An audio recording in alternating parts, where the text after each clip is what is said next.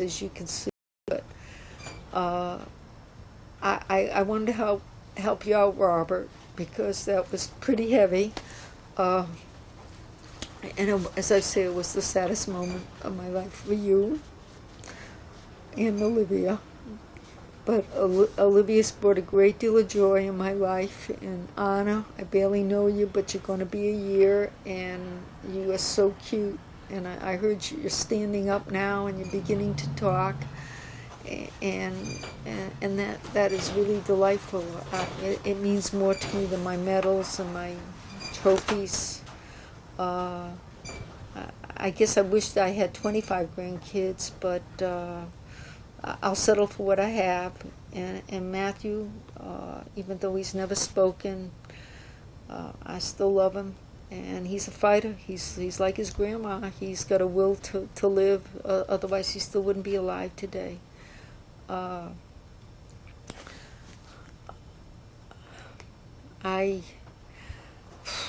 had a long life, 67 years, and I've had some good times. We've had some wonderful. You guys have had birthday dinners for me. You never forget me on my birthday, and we've gotten together on Thanksgiving, and Debbie and Erica and Vicky.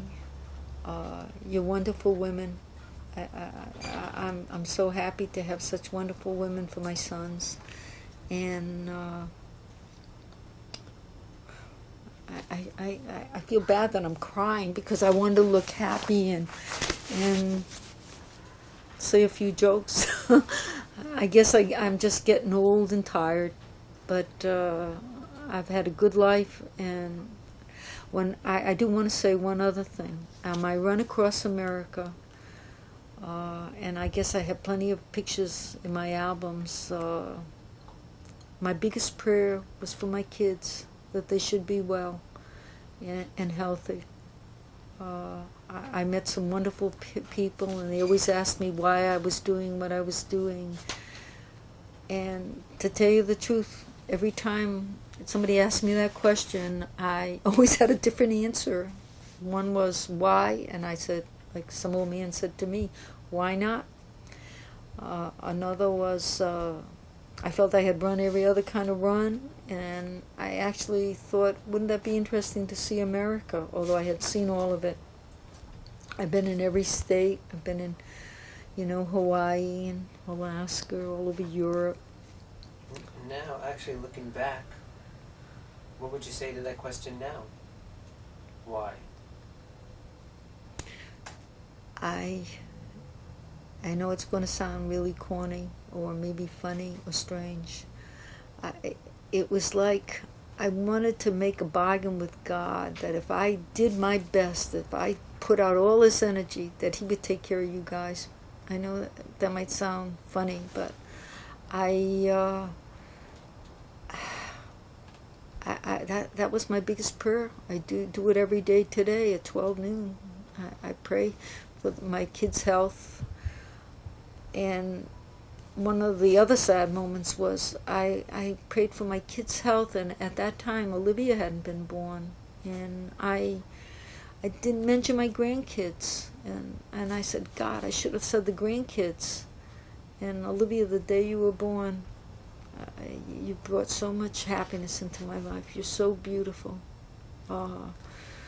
It's been so wonderful to know you and have you and hold you, and the way you hug me.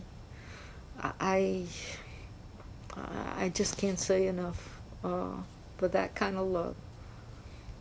Boys, they push you away or high five, and at least you guys let me kiss you today. This is true confessions. I'm good at this. How do you think your children feel about you today? Well, some of them get mad, but we're all talking to one another. We still get together. Go down the list, one at a time. Keith, getting to be an old man, Keith. I don't know what you look like without that mustache, but I guess you're still my Keith. You're a good kid. You're an old man, but you're a good kid. Just had a birthday. And Andrew, you're still a rogue. You can be difficult, but you're still a good kid. I know you try to be good to me, and you've done a lot. You know, you guys did a lot on your own. It wasn't like you were handed things on a silver spoon. You managed to find your own work. You didn't finish, like Keith, Andrew, and Greg didn't finish college, and you know, you've never been dependent on me. You went out on your own when you were young too, and I'm proud of that. I'm proud that you're not needy kids, and that you've done all right. You know, I am very proud. And Daniel, you know, the day you got that job at the Outlook, when I said you watched too much sports on TV, and you managed to get a job in the sport department, I was very pleased. And Robert, you too, you followed suit. I mean, you shocked me when you came home with Adina when you were 20 years old and told me you were going to be a father. That was a bit of a shock. But like I said, it's been really good, you know. The bad times, the good times. Life's full of everything, you know. I pray to God that life will be good to you. I've had a complete life, you know, like David used to say, a pinch and a punch, the first day of the month, and no regrets. I guess I probably have some regrets, but it's a little late now, and I don't want you to have any regrets of things you should have done, or could have done, or would have done. It doesn't matter. You were good to me. You were good to me, all of you. And if I failed you, or, you know I made a lot of mistakes, but I still want you to know that I did the best I could, and I loved you, and I still love you. And that's about it.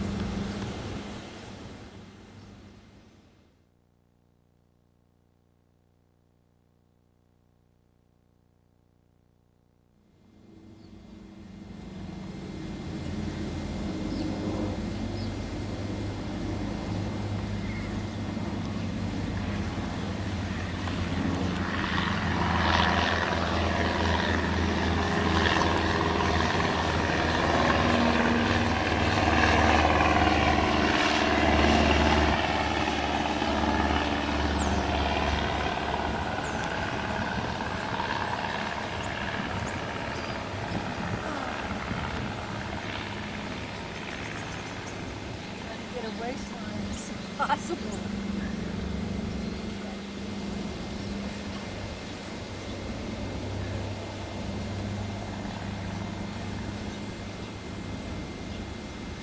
These are very boring exercises, but I do them all the time just to keep my bones limber.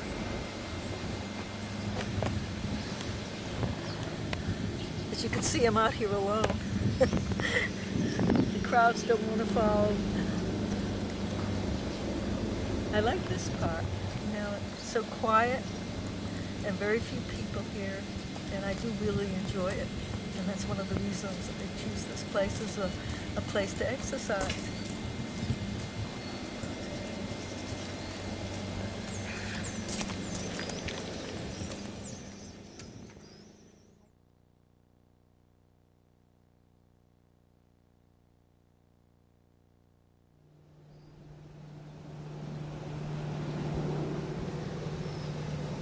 You tell me ready. Okay, I'm here every morning.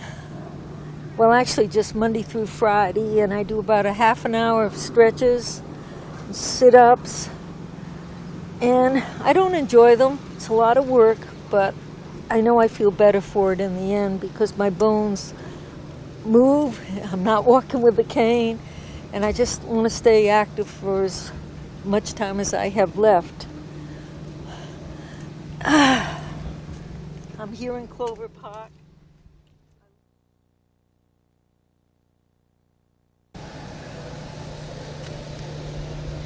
Well, here I am in my split. It's not a full one, but it's the best I can do. In my dancing days, I'm sure I could have done it better, but this is so I won't have to have hip surgery. I do this Monday through Friday, and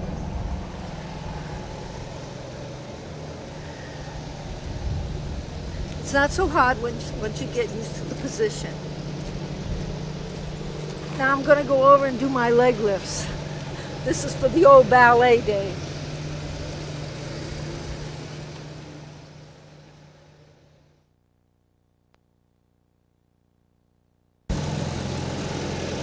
Justina down at the steps is surprised that I can lift my legs so high. But I have to throw it up. I just can't lift it anymore. But it's going to be 67. A lot of women my age can't do this. Or young people.